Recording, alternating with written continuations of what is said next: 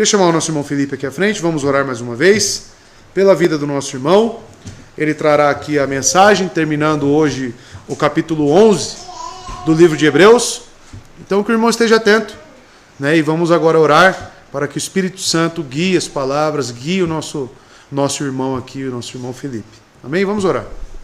Senhor nosso Deus e Pai, eu quero neste momento pedir a sua total condução na vida do teu servo.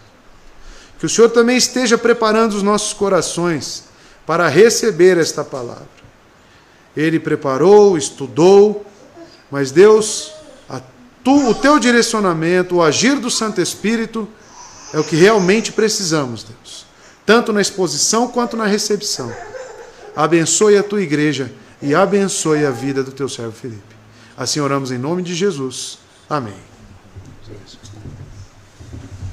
Graça e paz, irmãos. Boa noite. Hoje estou incumbido de terminar esse belo capítulo, que é o capítulo 11 da carta aos Hebreus. Confesso que toda vez que... Na verdade, é a segunda vez que eu prego em Hebreus, mas Hebreus dá um certo temor de pregar, porque é um livro bem complexo. Eu analisando, e você vê que quem lê Hebreus tem que conhecer de Bíblia, porque ele sempre vai fazer essa interlocução entre o Antigo e o Novo Testamento, e vai trazendo aplicações. Então tem que ser bom de Bíblia, tem que ser crente, leitor da Bíblia, para conhecer e entender o que o autor aos Hebreus quer falar, e a mensagem que ele quer trazer. E o seu destinatário muito bem conhecia o Antigo Testamento, que é os hebreus ou os judeus. Eles conheciam o Antigo Testamento muito bem. Mas para nós, no século XXI, é um grande desafio, né? Até mesmo quando nós vamos para o grego, é um grego muito complexo para se traduzir. Então é sempre um desafio. Mas, com a ajuda do Espírito Santo, através dos instrumentos que ele nos concedeu, a gramática, todo o livro, e a ação do Espírito Santo. Nós nunca descartamos a ação do Espírito Santo nos ajudando na tarefa de desenvolver um sermão. É ele quem traz a aplicação, a transformação, né? Então sempre é um desafio, mas vamos ao texto, né? Hebreus capítulo 11, do verso 36 ao 40. Hebreus capítulo 11, carta aos Hebreus, capítulo 11, verso 36 ao 40.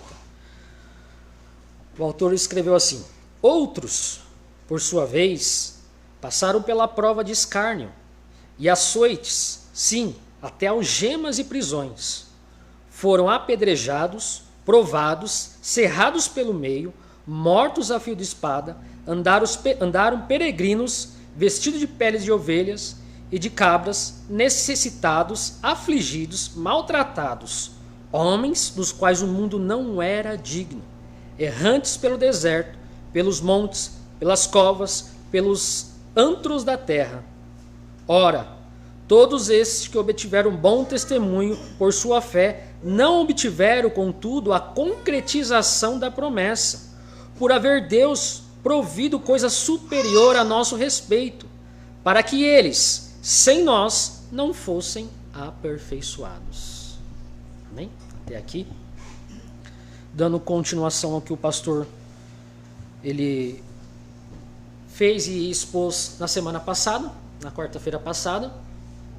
Aqui o autor aos Hebreus, ele vai trazer a galeria dos heróis da fé, mostrando na prática o que é ter fé.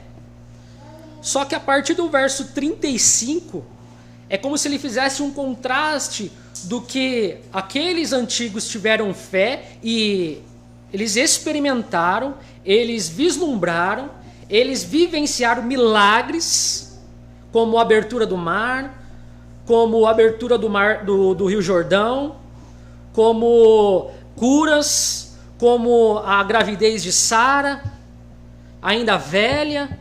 Então ele mostra essa fé que consegue apalpar mesmo não enxergando, mesmo não tendo próximo aquilo que eles receberam como promessa. Agora ele vai trazer um contraste mostrando que esses tinham fé, mas outros que sofreram por causa da fé em Cristo Jesus, padeceram, foram cerrados no meio, passaram grandes dificuldades, também obtiveram a fé genuína e verdadeira em Cristo Jesus. Então é como se ele fizesse um quadro e mostrasse, ó, isso aqui é fé, que alcança as coisas impossíveis, mas essa aqui também é a mesma fé, que sofre, que padece por causa do amor a Cristo, por causa da fé em Cristo Jesus. É mais ou menos isso que o autor dos Hebreus está querendo mostrar. Como os irmãos já bem sabem, os leitores ou os receptores dessa carta, eles estavam deixando a congregação, eles estavam deixando a fé em Cristo Jesus e voltando às práticas judaicas. Ou seja, eles estavam deixando o cristianismo, muito provavelmente por causa das perseguições, por causa dos assombros de morte, para viver novamente o judaísmo, talvez uma forma mais tranquila de se viver. Não haveria tantas perseguições. Mas aqui o autor vai encorajar os seus leitores ao quê? A viver essa fé mesmo que padecendo, mesmo que morrendo, mesmo que sofrendo, mesmo que sofrendo assombros de morte, a permanecerem firmes com a fé em Jesus Cristo. E aí ele vai trazer pessoas e personagens do Antigo Testamento que tiveram essa fé e que padeceram por causa dessa fé. Não é diferente de nós, que cremos naquele que já veio. Os antigos creram naquele que viria. Nós, no século 21, cremos naquele que já veio. Já vimos ou olhamos para trás como algo já concretizado, a obra da cruz. Mas ambos, nós e os antigos, temos a mesma fé em Cristo Jesus. Aguardamos a promessa concretizada no futuro, que é a vinda do próprio Cristo a nos buscar e a completar essa obra da salvação.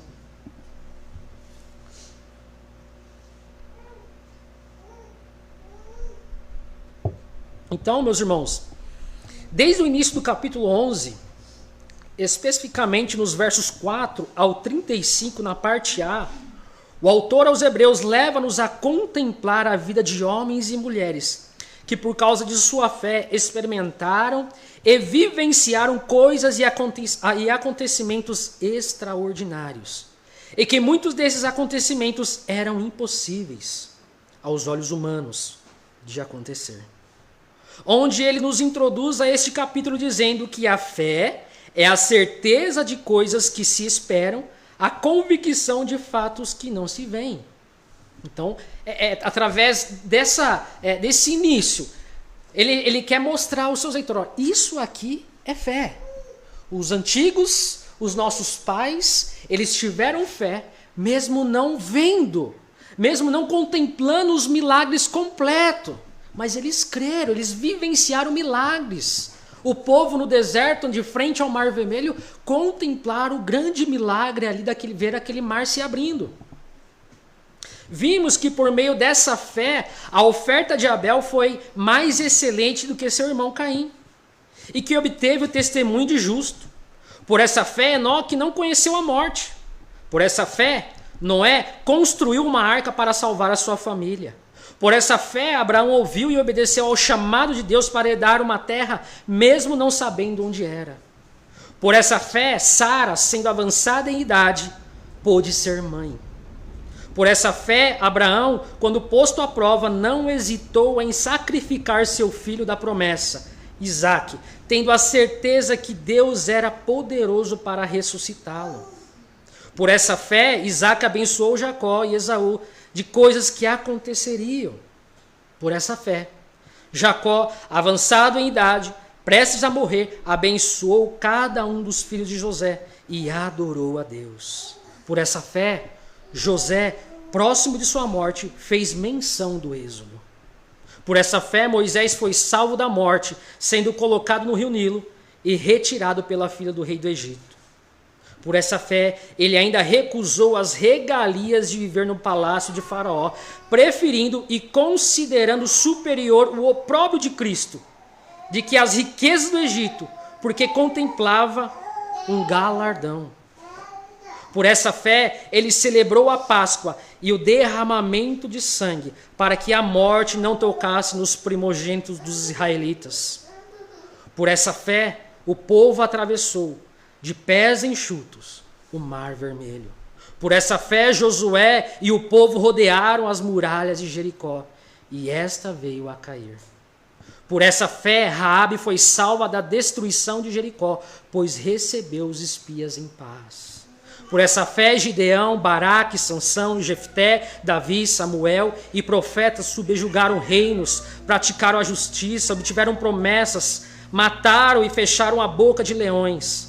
Não foram queimados pelo fogo, escaparam a fio de espada, obtiveram força em suas fraquezas, foram poderosos em guerra, afugentaram os exércitos inimigos. Por essa fé, mulheres viram seus filhos mortos serem ressuscitados. A fé nos faz ver e viver coisas extraordinárias. Ela traz isso. Ela traz essa contemplação. Por ela contemplamos o que ainda não se tem e apalpamos o que ainda não existe. É com essa primeira perspectiva que o autor aos Hebreus quer encorajar os crentes hebreus.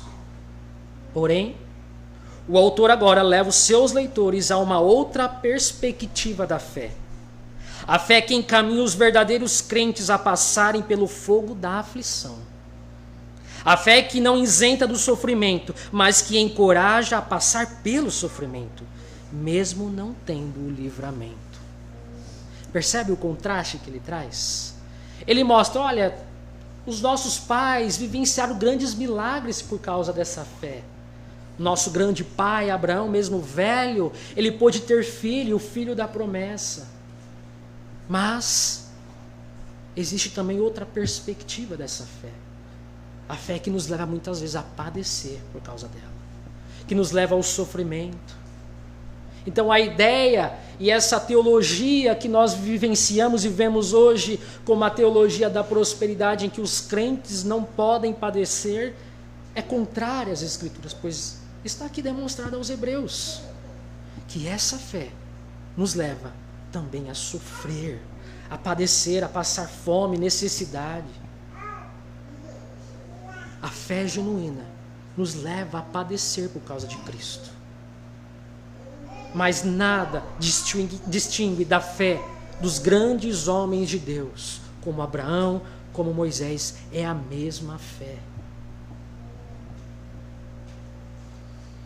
E assim adentramos ao próprio texto, verso 36. E logo no início nós vemos um pronome aí, outros. Ele inicia assim o verso 36, outros. É com esse pronome que se inicia o verso 36. Porém no grego o verso 36, diferentemente do português, inicia-se com um adjetivo, que é héteros, que significa diferente ou de maneira diferente. É como se ele dissesse, ó, eu apresentei para vocês essa galeria dos heróis da fé, que vivenciaram milagres.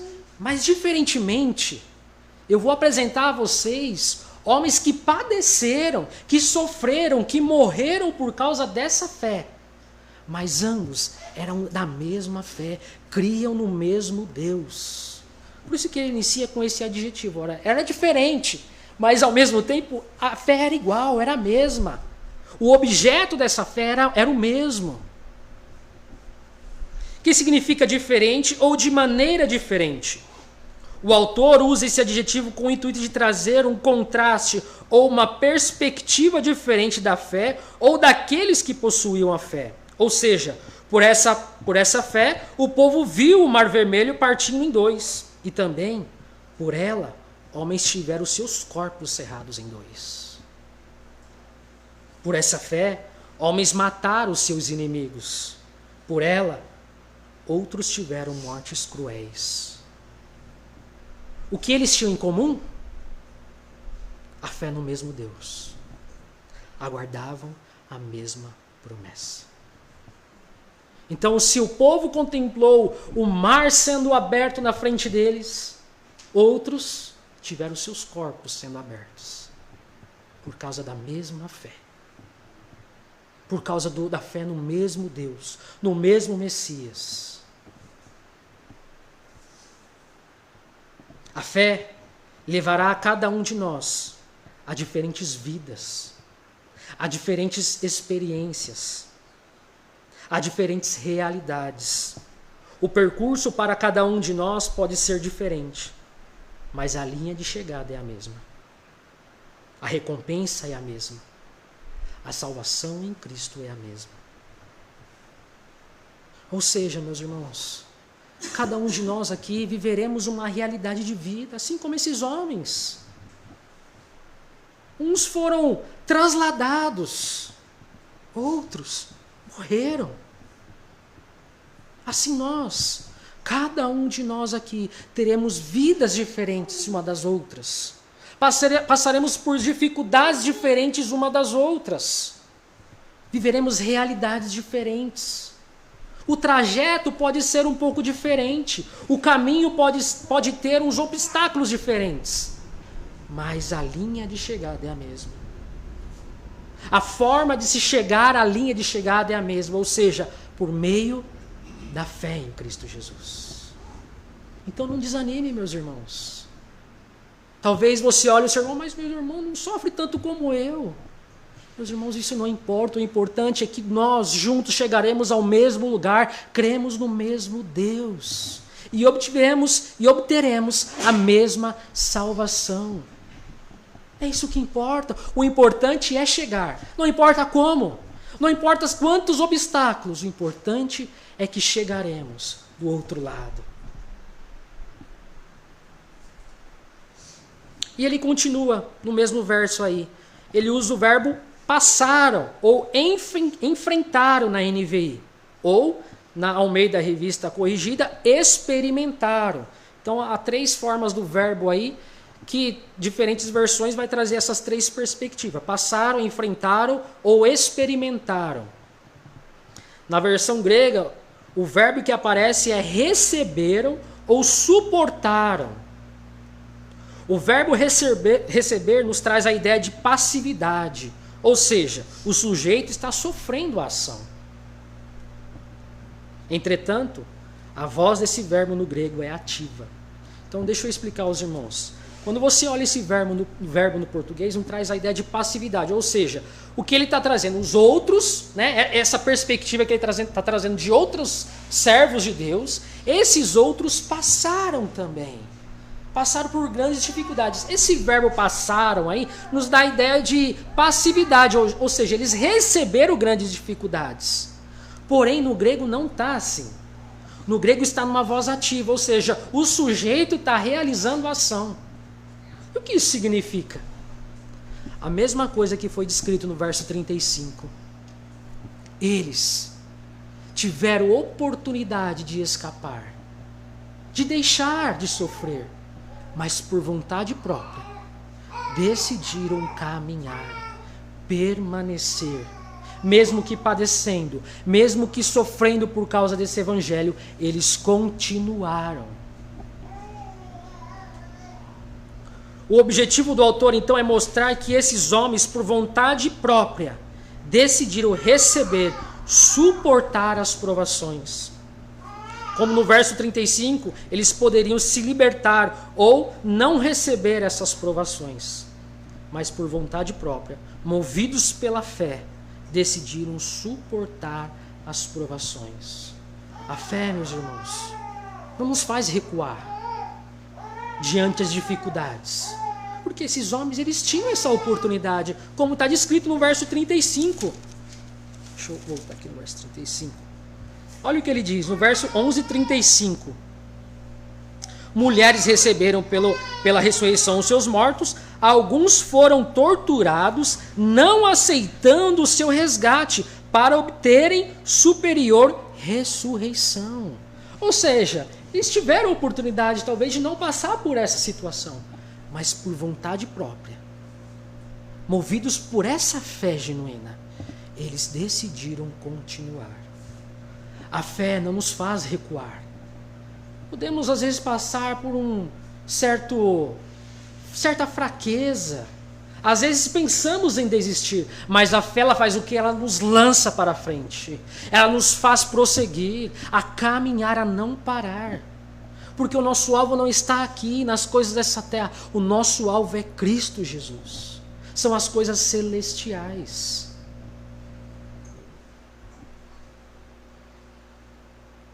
E ele continua no mesmo verso. Pela prova de escárnios e açoites, sim, até de algemas e prisões. A palavra prova ou provações no grego significa tentar sem êxito. A palavra escárnio ou zombaria, em diferentes versões aí, significa fazendo de conta que não é o que realmente é. Ou seja, esses homens foram levados às grandes provações. E essas provações que eles passaram foi com o intuito de fazer eles pararem. Mas o verbo aqui, a palavra aqui no grego, demonstra que não tiveram êxito. Apesar de passarem por grandes provações, a fé desses homens os fazem permanecer, a continuar a caminhar. A nossa fé em Cristo Jesus nos faz continuar, a não parar, a permanecer. É o que o autor aos Hebreus está mostrando para esses leitores. A fé genuína, a fé desses homens o fizeram continuar. É como se vocês não entenderam o que é fé. Vocês não entenderam o que é crer em Jesus. Vocês acham que creem em Jesus, mas a fé os fazem a prosseguir, os fazem a permanecer, a continuar firmes no caminho que foi proposto a vocês. E muitas vezes nós estamos assim também. Nós não entendemos o que é fé. Na primeira dificuldade que nós fazemos, paramos. Como esses leitores aqui, nós queremos recuar. Mas a fé genuína nos leva a prosseguir, a continuar. Ou seja, esses homens foram escarnecidos como o próprio Jesus, açoitados e presos como o apóstolo Paulo, ou como o profeta Jeremias, a fim de fazê-los parar. Porém, sem êxito, eles permaneciam. Tudo isso que eles passaram, as perseguições era para pararem eles. Porém, eles continuavam. E a palavra aí, zombaria, que vocês vão encontrar escarnecidos ou zombados, significa fazendo de conta que não é o que é. Essa mesma palavra aparece em Mateus 27 e 29. Consegue colocar para mim, Rodrigo, por favor? Quando Jesus está sendo julgado. Então essa mesma palavra vai aparecer. Mateus 27, capítulo 27, verso 29. Fizeram uma coroa de espinho, colocaram em sua cabeça, puseram uma vara em sua mão direita e, ajoelhando-se diante dele, zombavam. Esse zombar significa fazer de conta o que ele não é. Ou seja, realmente Jesus era o rei. Mas o que eles estavam fazendo? Usando isso para zombar de Cristo. Era o que acontecia e que acontece com aqueles que creem em Jesus. Somos zombados por crermos nele. Muitas vezes usando a nossa própria fé em Cristo Jesus para zombarem de nós, para nos escarnecerem. Mas não desanimem, irmãos. Cristo também passou por isso. E como os discípulos dele, nós teremos que passar também. E esses homens passaram. Foram escarnecidos. Foram zombados por sua fé. Mas eles permaneceram. Continuaram. Não desistiram. A fé os levava a prosseguir. Ou seja, o crente genuíno que tem essa fé genuína jamais recua. Ele pode até pensar em desistir, até titubear, mas a fé o lança para frente. Os crentes hebreus estavam passando por isso. Muitos pensando em recuar, deixando de congregar para, talvez, por conta das perseguições, voltar às velhas práticas. Talvez assim tivessem alívio do seu sofrimento, como muito provavelmente estavam sofrendo. Mas o que o autor quer mostrar é que aqueles que têm realmente essa fé, esses não recuam. Pelo contrário, a fé os faz prosseguir.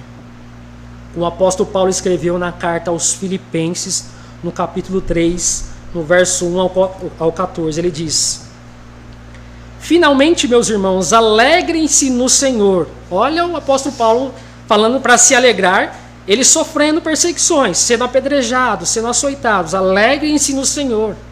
Escrever-lhe de novo as mesmas coisas não é cansativo para mim. É uma segurança para vocês. Cuidado com os cães, cuidado com esses que praticam o mal, cuidado com a falsa circuncisão, pois nós que somos a circuncisão, nós que adoramos pelo Espírito de Deus, que nos gloriamos em Cristo Jesus e não temos confiança alguma na carne, embora eu mesmo tivesse razões para ter tal confiança. Se alguém pensa que tem razão para confiar na carne, eu ainda mais. Circuncidado no 8º dia, pertencente ao povo de Israel, a tribo de Benjamim, verdadeiro hebreu, quanto à lei, fariseu, quanto ao zelo, perseguidor da igreja, quanto à justiça que há na lei, irrepreensível. Mas o que para mim era lucro, passei a considerar como perda por causa de Cristo. Mais do que isso, considero tudo como perda, comparado com a suprema grandeza do conhecimento de Cristo Jesus, meu Senhor. Por sua causa perdi todas as coisas e as considero como esterco para poder ganhar a Cristo e ser encontrado nele, não tendo a minha própria justiça que procede da lei, mas a que vem mediante a fé em Cristo, a justiça que procede de Deus e se baseia na fé. Quero conhecer a Cristo, ao poder da sua ressurreição e a participação em seu sofrimento, tornando-me como ele em sua morte, para que, em alguma forma, alcançar a ressurreição dentre os mortos. Não que eu já tenha obtido tudo isso ou tenha sido aperfeiçoado, mas prossigo para alcançá-lo, pois para isso também fui alcançado por Cristo Jesus. Irmãos, não pense que eu já tenha alcançado, mas uma coisa eu faço, esquecendo das coisas que para trás ficam. Eu avanço para o alvo, para o que estão adiante, prossigo para o alvo, a fim de ganhar o prêmio do chamado celestial de Deus em Cristo Jesus. A fé nos faz prosseguir para o alvo. Essa é a fé genuína. A fé que esquece de tudo aquilo que viveu, de tudo aquilo que vivenciou no passado, pois seu alvo é Cristo, como o apóstolo Paulo coloca. O seu alvo é as coisas superiores, é as coisas do alto. Essa é a fé genuína que os crentes hebreus estavam deixando, ou na verdade talvez nem tinham, pois a vontade deles era de recuar, de voltar para trás. Mas o cristão genuíno, ele tem seus olhos fitos para o alvo, que é Cristo Jesus. Nosso corpo pode ser aprisionado, mas a fé jamais. Pode algemar as mãos do verdadeiro crente, mas não a palavra, não o evangelho. Podem tirar tudo do cristão, mas não pode tirar o Cristo que está nele. Como Paulo escreveu na carta aos Romanos, no capítulo 8, no verso 35 ao 39. Quem nos separará do amor de Cristo? Será a tribulação? A angústia? Ou a perseguição? Ou a fome? Ou a nudez? Ou o perigo? Ou a espada? Como está escrito, por amor de ti enfrentamos a morte todos os dias. Somos considerados como ovelha destinada ao matadouro. Mas em todas essas coisas somos mais que vencedores, por meio daquele que nos amou. Pois estou convencido que nem morte, nem vida, nem anjos, nem demônios, nem presente, nem futuro, nem quaisquer poderes, nem altura, nem profundidade, nem qualquer outra coisa na criação será capaz de nos separar do amor de Deus que está em Cristo Jesus, nosso Senhor. Venha o que vier. Podem tentar nos calar, mas a fé ela continua. Pode nos aprisionar, mas a fé não é aprisionada. O Evangelho não está aprisionado. O Evangelho está salvando ainda vidas. O próprio apóstolo Paulo é essa testemunha. Embora preso, o evangelho era pregado por meio das suas cartas. As tribulações não param o cristão genuíno. Pelo contrário, as tribulações servem como combustível para esse crente continuar. Porque as tribulações, irmãos, elas servem para nos mostrar que o nosso lugar não é aqui. O nosso descanso não é aqui. A nossa paz não está aqui. Pelo contrário, a nossa terra é uma terra celestial. O nosso prêmio é um prêmio espiritual, não as coisas dessa terra. Por isso nada pode nos separar do amor de Deus. Nada. E todos esses homens, eles viveram isso. Morreram, mas não negaram a Cristo. Por quê? Porque os seus olhos estavam fitos em Jesus Cristo. Onde estão os nossos olhos? Ou onde estão os nossos olhos? Aonde estão os seus olhos? Em quem? No quê? Nas coisas dessa terra? Nas coisas palpáveis? Se você tiver os seus olhos fitos em coisas palpáveis, em coisas terrenas, esteja certo que essa sua fé passará. Porque coisas terrenas passam. Coisas tangíveis passam. Mas o que permanece são as coisas espirituais. Por isso Paulo, na carta aos Efésios, no capítulo 1, ele vai demonstrar as bênçãos espirituais obtidas em Cristo Jesus. Paulo, lembrando, Paulo estava preso em Roma. Mas ele inicia a carta dizendo, bendito o Deus e Pai de nosso Senhor Jesus Cristo. O cara está preso. O cara está sofrendo. Mas ele está louvando a Deus. Mas por quê? Porque os seus olhos não estão fitos em coisas terrenas, mas nas bênçãos espirituais. Tanto é que ele vai começar a relatar que bênçãos são essas. Ele vai falar sobre a nossa eleição. Ele vai falar sobre nossa paternidade. Seus olhos estão fitos em Cristo. Por isso Paulo é um grande exemplo também para nós, de homem que permaneceu, mas porque os seus olhos estavam fitos em Cristo Jesus, como esses homens do passado, do Antigo Testamento. Os olhos desses homens estavam em Cristo Jesus. Verso 37.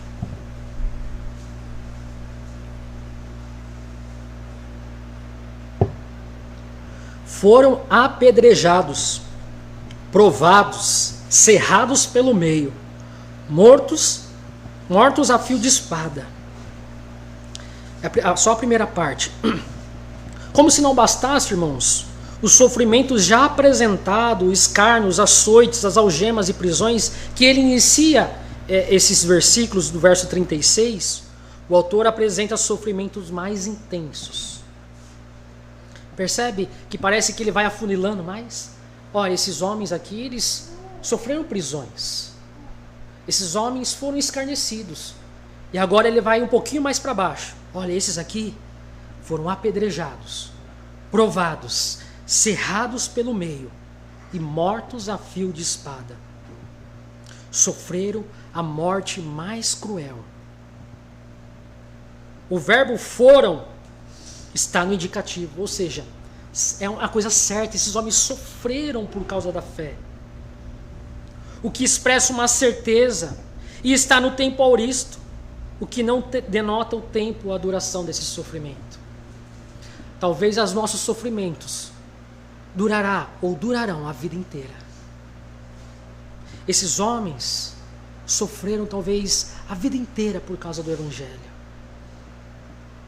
Talvez sofreram grandes perseguições por todas as suas vidas, mas eles permaneceram. Eles continuaram. Por isso o verbo aí está no auristo. Não tem tempo determinado. Talvez foi um sofrimento duradouro, mas esse sofrimento nada se compara ao que o Cristo, ele estabeleceu e prometeu aos seus eleitos. Se colocarmos na balança as promessas de Cristo, as promessas por meio do Evangelho e o sofrimento dessa vida, com certeza as promessas são superiores ao que nós passamos nessa vida. É exatamente isso que esses homens eles tinham. O que é prometido é muito maior que esse breve sofrimento. Paulo vai falar isso. Essa breve e momentâneas tribulações. Nada se compara ao que Deus prometeu aos seus eleitos. Esses homens criam e descansavam nas promessas contidas nas Escrituras. E está na voz passiva agora, onde o sujeito recebe ação. Esses homens passivamente suportaram todo tipo de provação. Ou seja, esses homens não viveram reclamando. Passivamente receberam tudo, muitas vezes calado. Como o próprio Cristo, como nós estamos vendo na exposição do Evangelho de João. O tempo todo Jesus está calado, sofrendo passivamente ali, recebendo todo o jugo do pecado, toda a ira de Deus sobre o seu corpo, passivamente. Esses homens, fitos os seus olhos em Cristo, sofreram passivamente, não murmuraram, não reclamaram, tiveram os seus corpos cerrados pelo meio, mas continuaram, muitos deles sorrindo. Se você olhar para a história da igreja, muitos homens foram mortos sorrindo, mas o que faziam eles sorrir? Eram as promessas contidas no Evangelho. Era a salvação em Cristo Jesus. É a mesma fé que esses homens têm. O que faziam eles continuar e não reclamar? É tendo a certeza de que as promessas eram superior àquele sofrimento momentâneo. O que os esperava era coisas eternas e não coisas passageiras. Muitos foram apedrejados, e apedrejados aqui no grego é até a morte. Como no caso de Estevão, lembra? Lá em Atos, no capítulo 7, verso 54 e 59, ele prega o evangelho e ele é morto. E qual é a oração dele? Pai, perdoa os pecados desses homens. Não leve em consideração o que eles estão fazendo. Como alguém que está sofrendo, sendo apedrejado até a morte, faz uma oração dessa? Os seus olhos estão fitos em Jesus Cristo. O que nos garantirá ter alegria no sofrimento. Estar satisfeito em todas as situações, como o apóstolo Paulo escreve, é termos nossos olhos fitos em Cristo Jesus. Estevão sofreu, padeceu, mas a sua oração foi como a de Cristo. Perdoa, Senhor. Tiago, o apóstolo Tiago, da mesma forma, alguns estudiosos dizem que ele foi jogado do pináculo e ele não morreu. E em seguida vieram os homens e começaram a trazer e apunhalar nele um certo tipo de punhal. E a oração dele é a mesma: Pai, perdoa, pois eles não sabem o que fazem. Alegria no sofrimento. E essa alegria só vem quando nossos olhos estão fitos nas promessas contidas no Evangelho. Provado significa pôr à prova. Ser testado, vocês podem ver, provados no verso 37 aí, ó. Foram apedrejados, provados. Então, provado significa pôr à prova, ser testado. E até tentar levar alguém a pecar. Essa palavra também pode significar tentar levar alguém a pecar. Como no próprio caso de Jó. Jó foi tentado, foi levado a padecer por Satanás para blasfemar contra Deus, para reclamar. Cerrados ao meio, como segundo a tradição de alguns livros apócrifos e até os pais da igreja, Isaías foi morto. Cerrados ao meio. Mortos a fio de espada, como no caso de João Batista. Como esses homens suportaram tudo isso? A fé e a contemplação de algo superior que os esperavam. Não aqui, não nessa terra, mas celestiais. que leva esses homens a suportar é contemplar as coisas espirituais. É contemplar algo que foi prometido. Isso que os fazem continuar, estar alegres nas tribulações. A parte 37b, mesmo verso 37, a parte B. Andaram peregrinos, vestidos de peles de ovelhas e de cabras, necessitados, afligidos, maltratados. Olha quantas coisas esses homens passaram. O verbo andar aí está no tempo auristo e na voz ativa também. Ou seja, esses homens abriram mão de todo luxo e riqueza. Percebe o que ele mostra aqui? Ele vai relatando aos seus leitores, olha, eles andaram peregrinos, vestidos de pele de ovelha, de cabra, necessitados, afligidos. Mas esse verbo andar é ativo. Ou seja, o sujeito aqui, ele está querendo passar por isso. Ou seja, ele não recua. Eles abriram mão de tudo para viver as promessas, ou para contemplar as promessas de Deus. Abriram mão das riquezas dessa terra para vislumbrar as riquezas celestiais.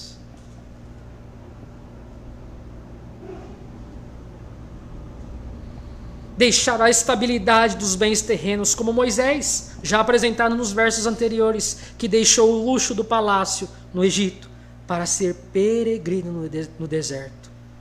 Se vestiram não com roupas caras da moda, mas com pele de animais, como no caso de Elias no Antigo Testamento e João Batista no Novo Testamento. Viveram necessitados, e necessitado aí no grego é carecer aquilo que é essencial. Sabe que não tem nada, nem o essencial. Eles abriram mão de tudo. O que fazia esses homens a estar felizes com essa situação? Não ter nem o básico, segundo a gramática grega. Eles não tinham nem o essencial. Ou seja, comida, roupa lavada, um teto para morar. Eles não tinham. Mas eles estavam felizes. Eles estavam satisfeitos. Porque eles contemplavam a Cristo. Irmãos, se nós pudéssemos resumir tudo isso aqui, eles contemplavam a Cristo. Eu acho que isso que deve ser o nosso objetivo de vida, contemplar a Cristo. Se nós contemplamos a Cristo, tudo para nós será de bom grado. Seja o sofrimento, seja as perseguições, pois muito mais é aquele que nós contemplamos. Se você orar, peça a contemplação de Cristo. Porque se você contemplar, você será como esses homens, padecendo, mas felizes, sofrendo, mais alegres, porque contemplavam. É isso que o autor olha, contemple a Cristo. Pare de olhar as perseguições que vocês estão passando. Olhem para Cristo. Contemplem as promessas. Os do passado contemplaram algo que ainda nem vinha, nem pensava em vir ainda. E nós contemplamos aquilo que já veio, ou seja, é superior. Cristo já veio, meus irmãos. Há muito mais coisas para nós crermos e ter nossa fé firmada, pois isso já foi concretizado na cruz. E o que acontece é que nós não conseguimos. Nos falta fé genuína. Talvez o que nós temos não é fé. A fé, ela contempla aquilo que ainda não vimos. Esses homens permaneceram porque contemplavam a Cristo. Afligidos aqui é ser comprimidos, apertados. Se vocês olharem aí, ele vai dizer, eles sofreram necessidades e afligidos aí é comprimidos. É ser apertado realmente pelas perseguições, pelas lutas. E muitas vezes nós passamos por momentos assim também. Parece que nós estamos sendo comprimidos. Mas esses homens continuavam a contemplar a Cristo. Meus irmãos, eu vou ratificar isso. Contemplem a Cristo.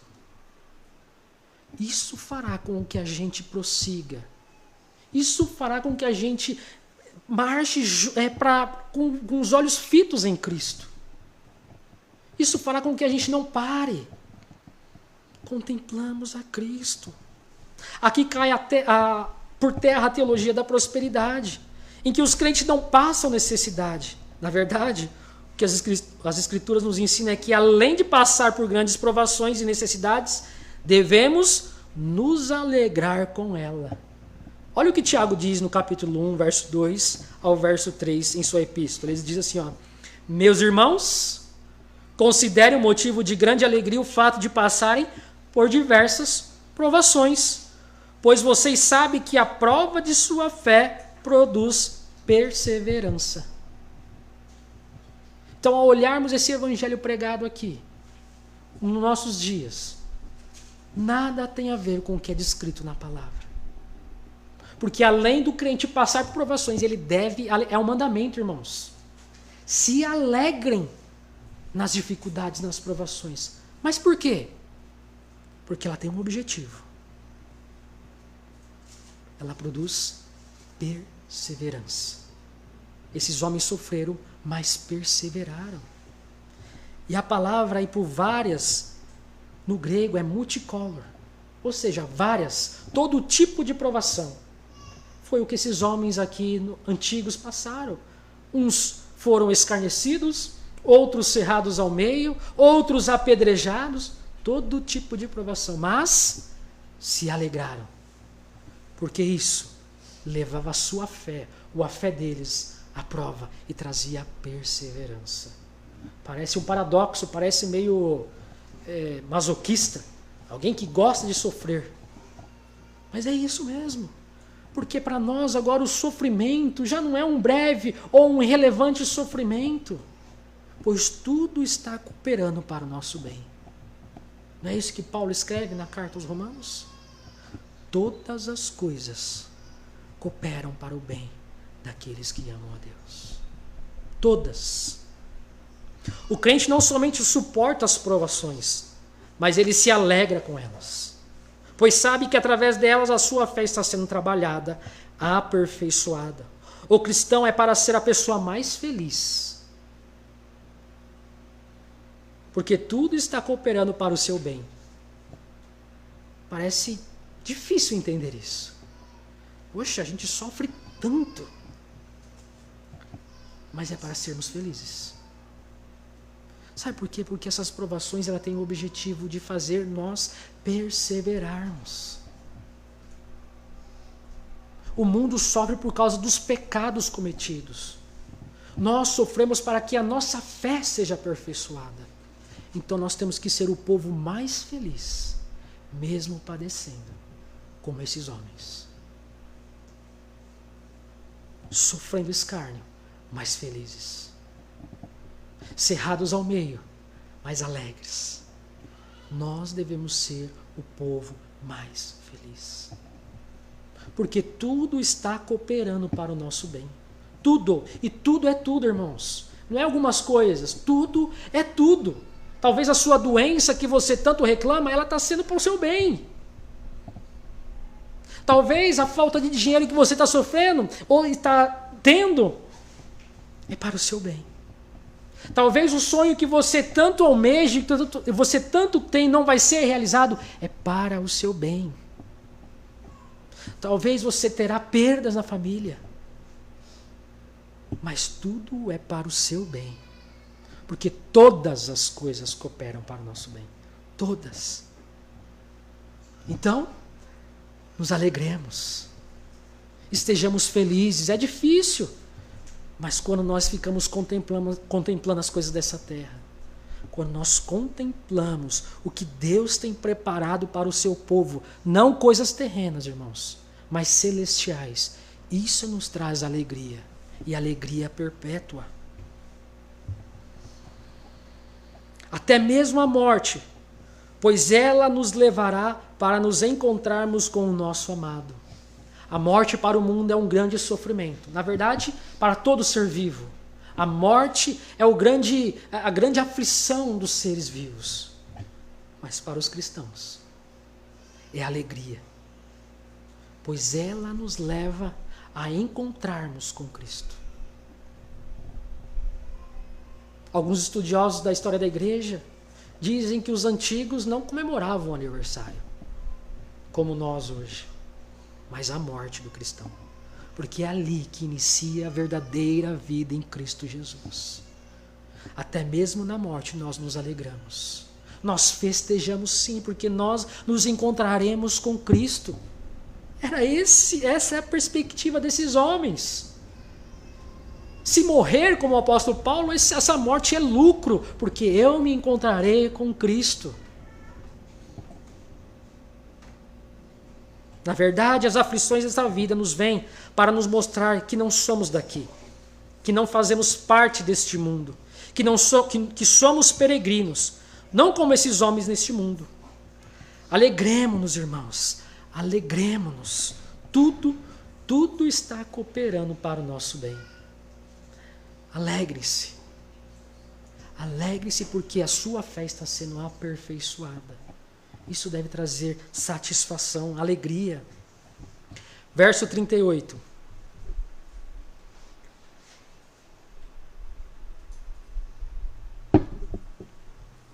Homens dos quais o mundo não era digno, errantes pelo deserto, pelos montes. O verbo aí, era, significa possuir certas características. E o adjetivo aí, digno, significa considerar algo de mérito ou dignidade comparável. O que o autor quer dizer com isso é que ele está querendo fazer uma comparação desses homens, esses homens da fé, e os homens deste mundo. É como se ele dissesse, mesmo os homens deste mundo obtendo todas as riquezas, posses e bens que obtêm, esses homens descritos, homens da fé, mesmo não tendo nada, não possuindo nada, nem não tendo moradia, andando errante, passando escassez e fome, são superiores aos deste mundo. Ele está fazendo uma espécie de comparação. Olha, eles não são dignos porque o que eles têm como objetivo são as coisas dessa terra. Mas esses homens da fé, eles creem em Cristo Jesus, nas promessas contidas no Evangelho. Por isso, esse adjetivo significa considerar algo de mérito ou dignidade comparável. Ou seja, é que ele está mostrando aqui, esses homens dos quais o mundo não era digno. Ou seja, esses homens nem se comparam com esses homens da fé, mesmo tendo tudo que eles tinham. Mesmo obtendo riquezas, poderes, nem se comparam a esses homens que padeceram, que sofreram, passaram necessidade. Não se comparam, não eram dignos de ser comparados com esses homens. Porque esses homens criam em Cristo.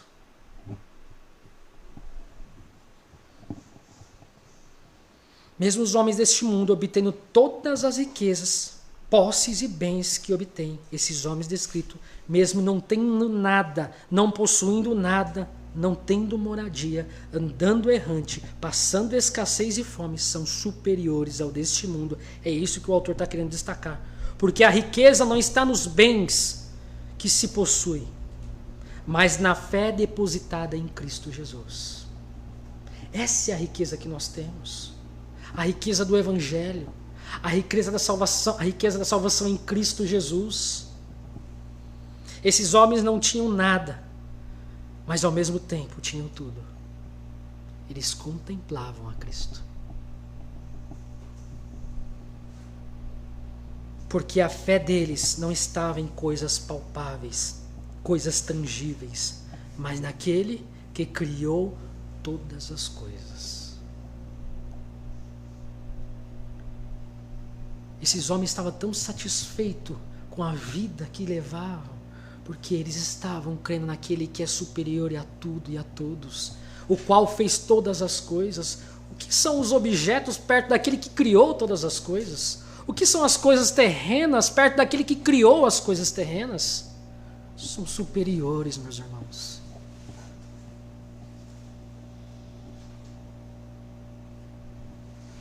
Verso 39. Ora, todos estes que obtiveram bom testemunho por sua fé, não obtiveram, contudo, a concretização da promessa. As palavras aí, obtiveram bom testemunho, no grego é uma palavra só. É um verbo que é o verbo martúrio, que significa dar testemunho de alguém. Então, no português, ele traz várias palavras para tentar explicar. Mas no grego, aí é só uma palavra, é só um verbo, matúrio. Dar testemunho de alguém. Ou seja, esses homens, mesmo não vendo as promessas concretizadas, deram testemunho através de suas vidas, através das provações, privações e mortes, de uma fé verdadeira. De uma fé depositada em Cristo, mesmo não vendo. Entendem? Através do testemunho desses homens, das suas vidas, das suas perseguições, eles deram testemunho do próprio Cristo. Deram testemunho de sua fé.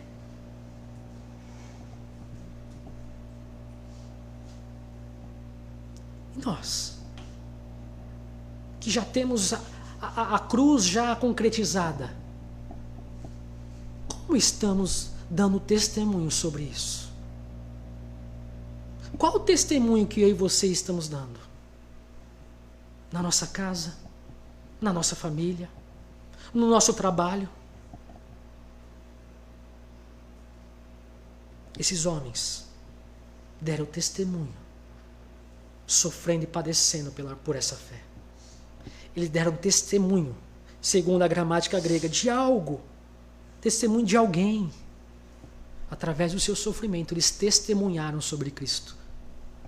E nós, com as nossas vidas mesquinhas, pacatas, como estamos dando testemunho de Cristo? Algo já concretizado.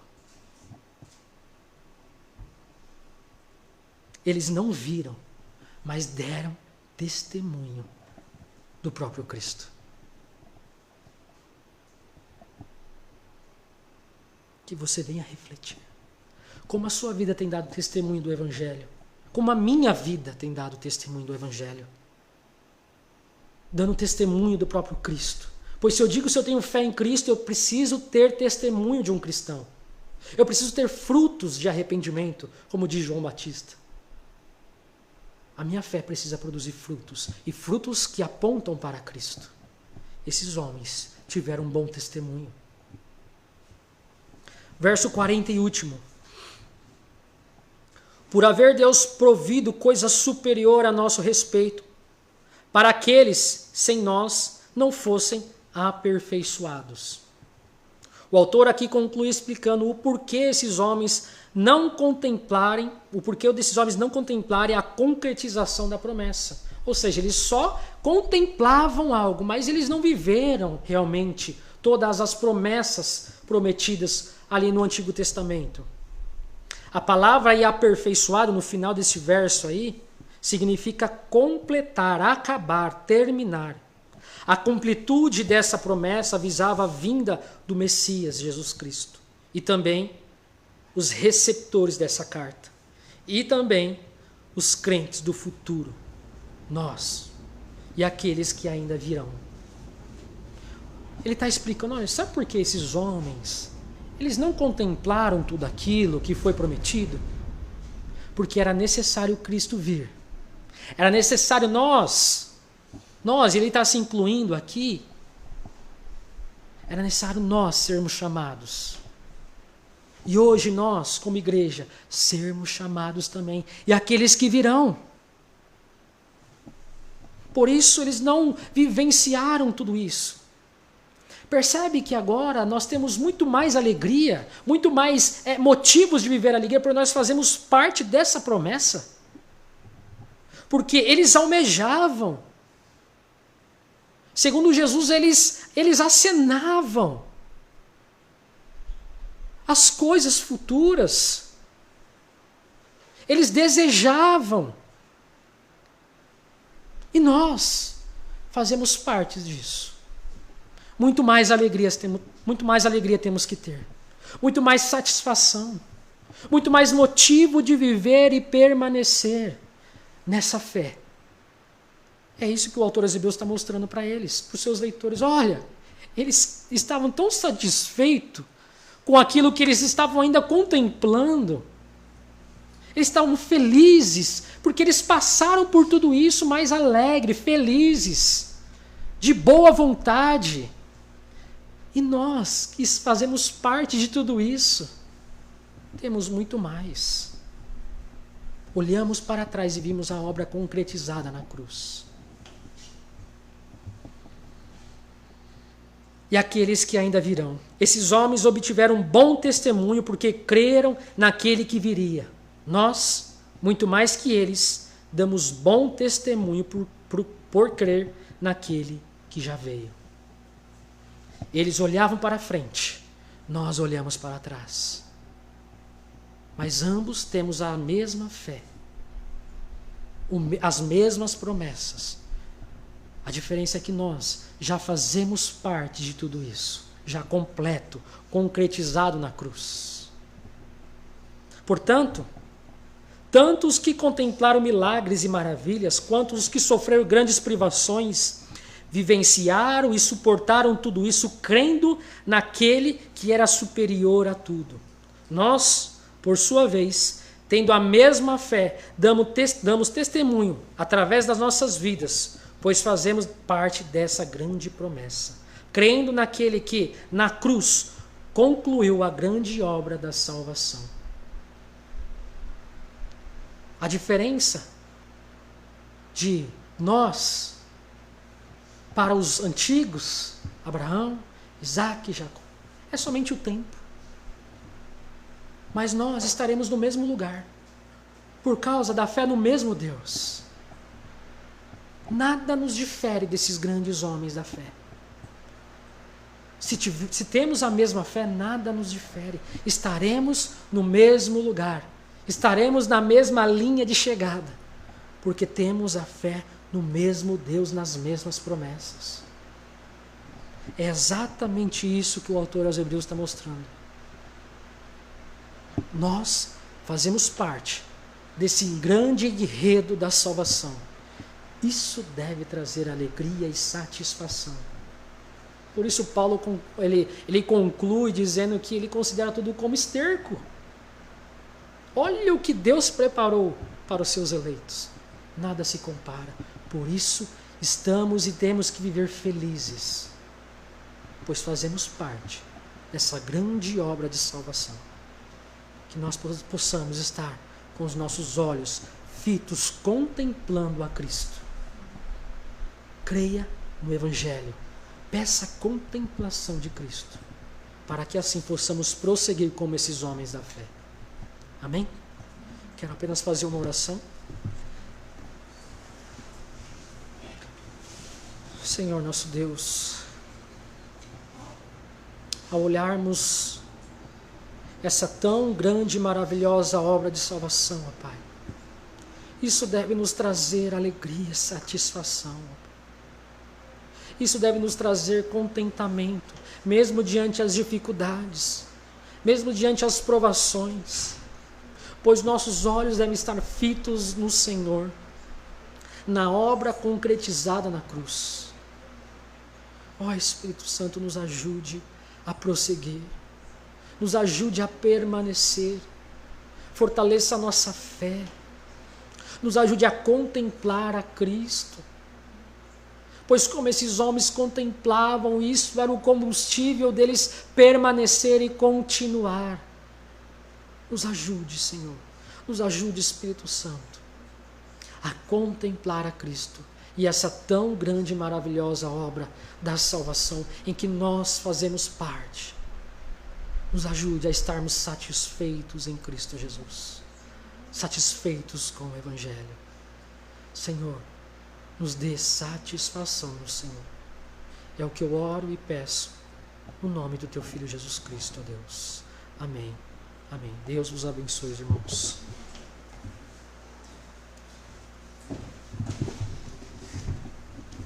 Amém, amados. Fazendo apenas aqui uma observação no verso 39 e 40, dentro do nosso objetivo aqui de estarmos trabalhando teologia bíblica pactual, no livro de Hebreus, que os irmãos prestem atenção na sutileza do texto, onde ele diz que esses antigos não receberam a promessa. E por que isso é importante para nós? No 40 ele justificando, como o Felipe falou aqui, justamente por não entendermos na teologia bíblica batista pactual que o pacto da graça não estava instituído na antiga aliança. O pacto da graça veio a ser instituído na consumação dos séculos, na plenitude dos tempos, aonde Cristo veio e morreu naquela cruz. Então esses antigos, eles viveram com base nas promessas desse Cristo que viria. Nós, como Felipe enfatizou, olhamos já para isso concretizado. Mas olhando para a teologia bíblica pactual, existe a diferença de quando que realmente foi concretizado isso. Então, com base neste verso, nós temos uma prova bíblica de que o autor coloca que eles não receberam isso como concretizado no passado, e sim como algo que viria ainda. Então, alguns versículos aí que provam isso para nós, dentre outros que já trabalhamos aqui também. Mas, indiferente de concluído ou não na linha do tempo o pacto da graça, a fé era no mesmo Cristo. A salvação, a igreja de Cristo, ela sempre veio sendo construída. Mas é um ponto determinante para nós, o pacto da graça instituído no Novo Testamento, substancialmente em Cristo, justamente por causa do pedobatismo. Então nós entendemos desta forma e temos aqui embasamento bíblico para isso. Então, anotem aí. Eu já circulei no meu aqui, verso 39, e o verso 40 também. Que ele coloca bem distintamente, um povo antigo para nós. E esse nós aqui inclui nós também. Porque na época, na datação da escrita desta carta, Cristo já havia morrido, ou seja, o pacto da graça já havia sido inaugurado substancialmente por Cristo. Amém? Deus abençoe os irmãos. Vamos orar mais uma vez. Vamos agradecer ao Senhor por mais este culto. E que o irmão tenha uma boa semana. Estamos na metade, que continuemos aí nesta semana, nos nossos labores e buscando a Deus sempre. Oremos.